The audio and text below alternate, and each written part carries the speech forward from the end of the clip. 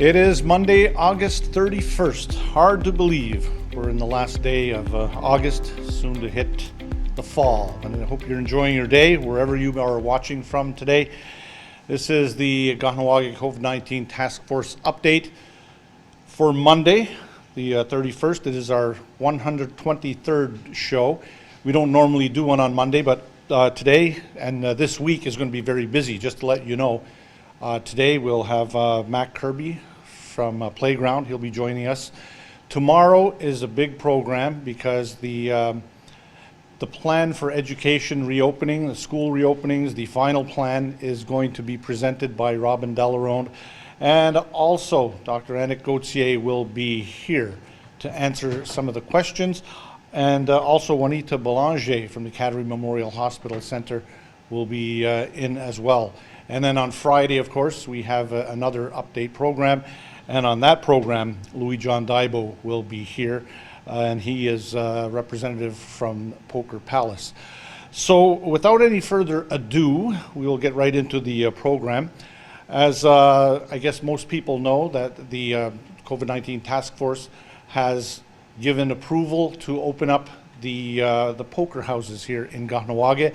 That will be happening on Friday, this coming Friday, and joining us for the first part of this program to explain some of the measures that they are taking is the co-licensee of Playground, Mr. Mac Kirby. Mac?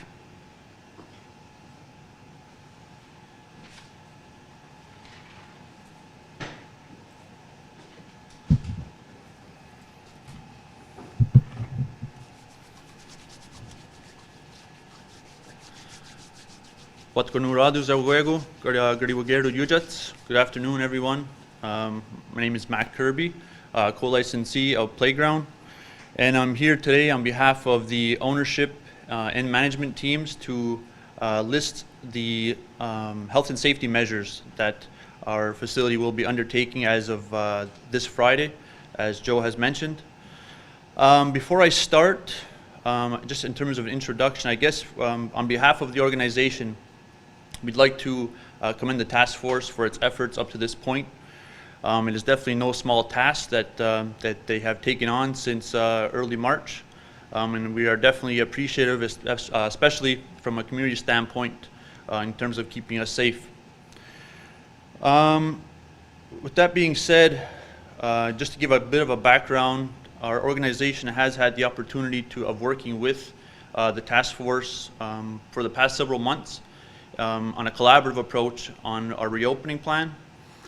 Ultimately, the main goal shared by both organizations or both entities was to ensure that the community stays safe throughout, and that's something that we are confident we have built into our reopening plan. In terms of some of the information that probably you are already aware of, as per the directive number 47 from the task force, we are taking a phased-in approach, one that is very strict, one that allows, I think, all stakeholders to really assess the impacts that our reopening will have, and one that I am very confident which will be positive. So, in terms of the date, as we've mentioned, we will be opening this Friday, September 4th, as of 9 a.m. Our hours of operation will be Monday to Sunday, 9 a.m. to 4 a.m.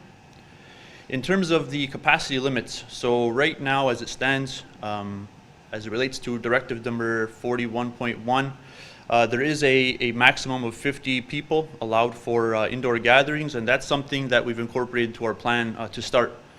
It will be done in a phased-in approach, whereby we'll be increasing the number of guests or targeting an increase on a weekly basis of an additional 50.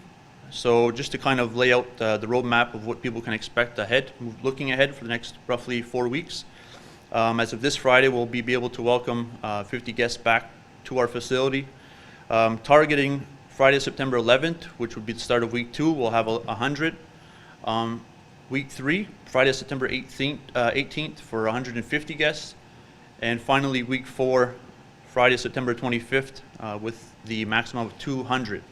Now, just to not confuse things, again, we have previously submitted and have approval from the task force as it relates to our facility in designating 4 distinct zones within our 4 walls. Within each zone is where we'll be respecting the maximum of 50 occupancy limit, I guess. And to ensure that we'll be able to keep in lifetime, the number of people within each zone to ensure that that's respected throughout the entire process. So that's just a kind of preamble, I guess, of some of the information that you're probably already aware of as per the directive that was released last week. But in regards to some of the organization or the operational changes that might be new, especially if you are coming back to our facility as of this Friday, I guess I'll break it down in the following phase, whereas what you can expect before even reaching our doors or before coming, and that's the introduction of a reservation system. So the reservation system is something entirely new that our guests will be expected to basically follow through with. And ultimately, I guess what that will allow is the elimination of things like lines. It also help us ensure that those limits that I previously touched on are respected throughout the entire process moving forward.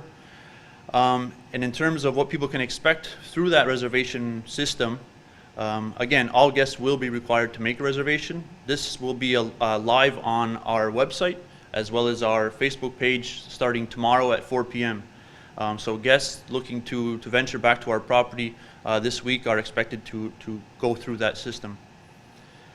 Guests will be prompted to give some basic information, and that will be followed up with a SMS or text message as well as an email just confirming your reservation.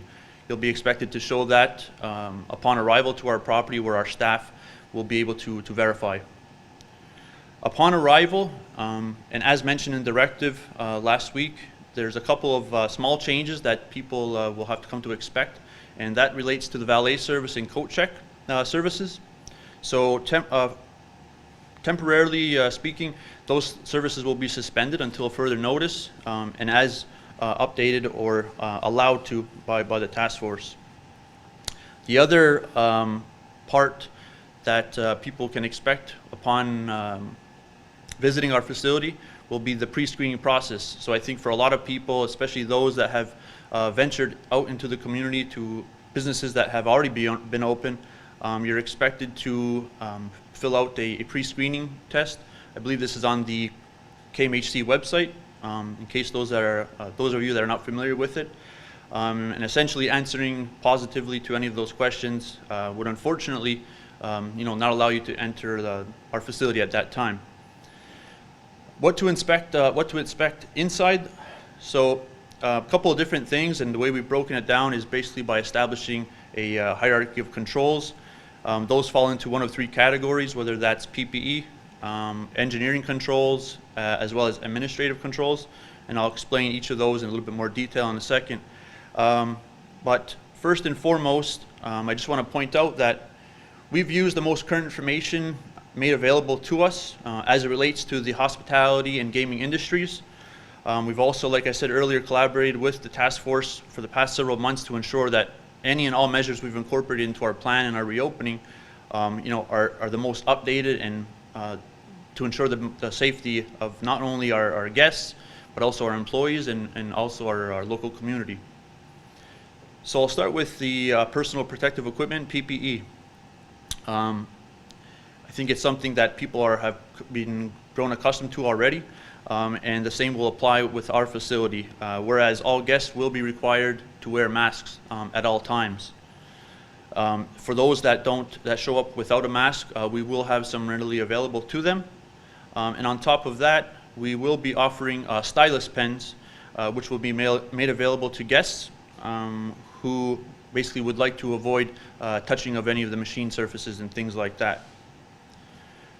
For the engineering controls, and those are basically the physical barriers and or items that we've established within the facility that restrict or isolate guests from the possible hazard or the virus. And the big one, which has been touched on in many shows, is the physical distancing. So guests and employees will be required to practice physical distancing in all applicable areas of our facility. And this will be seen in a bunch of different spots, and the first one I think would be probably the queuing lines. these areas are anywhere where guests and or employees will be queued up, and on the floor will be clearly marked for appropriate distancing measurements. So I think it'll be pretty straightforward once guests will be able to see that. The other thing is workstations, desks, and service points. All employee working out of these workstations, desks or service points again, will be required to meet the same distancing measures as have already been laid out in the past. And finally, the EGD gaming floor. EGDs have been configured in a way within our facility to ensure that 6 feet is respected throughout. So I think one big change that guests will come to see and expect is the reconfiguration of our entire gaming floor, something that didn't take overnight, but it was also done in a way to ensure that, again, a lot of the measures that have already been in place are respected within our facility. And I guess in all of that, dedicated staff will be positioned throughout our facility to ensure a lot of these things are respected. I think it's been mentioned also before that it will require the cooperation of everybody, whether that's our guests, whether that's employees, to ensure all these things fall into place. The next thing is the cleaning and sanitizing protocols. So using approved and industry-leading products, we have incorporated these things into our reopening plan. And the first one is the use of hand sanitizing stations. Hand sanitizing stations have been placed in key locations throughout our facility and at every bank of machine to ensure that any customer and or employee have easy access to them. As well, any and all high-touch areas will be routinely cleaned, and in some cases such as EGDs, after each use. So I think that's also very important to note. Finally, from the administrative control side of things, these primarily relate to the things like policies, procedures, and signage, and also ultimately they look to eliminate, again, or reduce the threat of COVID-19. For signage, for those of you that may have already ventured to the rail, I'm sure you've seen a lot of it. That has basically boiled into our gaming side of things. So signage has been posted throughout the facility, primarily as a reminder to guests and to employees of how to properly wear masks, how to socially distance, and things of that nature. We've used things such as our television screens and promotional screens to reinforce these items. Floor signage, health and hygiene reminders will be displayed throughout key areas of the gaming floor, detailing all applicable and preventative measures. And then finally, flow of traffic. Throughout the gaming floor, our guests will see arrows marked out that will indicate the directional flow that they should adhere to. And this is ultimately to ensure not only their safety, but to avoid things like bottlenecks between guests and employees as well. Finally, policies and procedures. All employees have and are continuously being trained on all of the latest information as it relates to the pandemic to ensure that everyone's safety remains paramount. Before I finish, there is a short video that I'd like to show that kind of reinforces some of these things, probably better explains them than I have just now. And I think with that, we'll turn it over to the video. Here's some of the safety measures you can expect at your next visit. To start, everyone needs to answer a general health questionnaire prior to getting access to the building. You've definitely been asked these before, so you know what to expect. Once inside, wearing a mask is mandatory. You'll notice we place over 100 sanitizer stations throughout the gaming floor as well, so you always have a dispenser within a few feet of you. We'll also be giving you a stylus upon entry, allowing you to play your favorite machines without the need to touch the gaming screens. Our cleaning and sanitization protocols go beyond standard recommendations. All high contact areas such as counters, pin pads, EGDs, and chairs will be cleaned after every use. These same high contact areas will undergo a rigorous electrostatic disinfection daily between 4 a.m. to 9 a.m. Disposable gloves will also be available to anyone wanting to wear a pair. Players will also notice a much more spacious gaming environment as all machines are spread at least 6 feet between one another. With that being said, we want to welcome you back to Playground.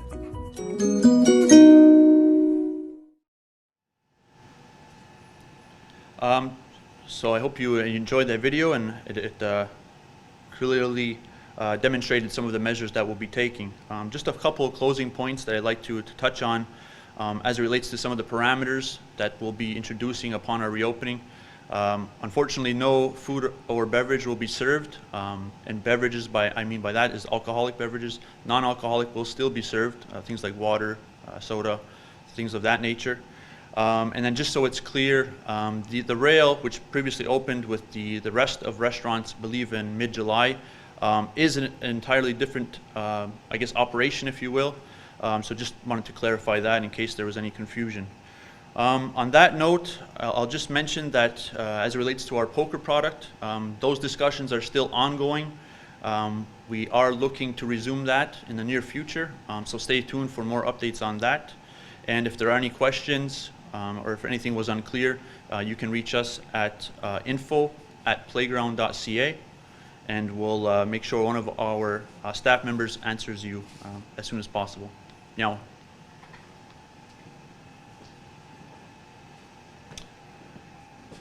Thank you, Mackenzie Kirby, the co-licensee of Playground.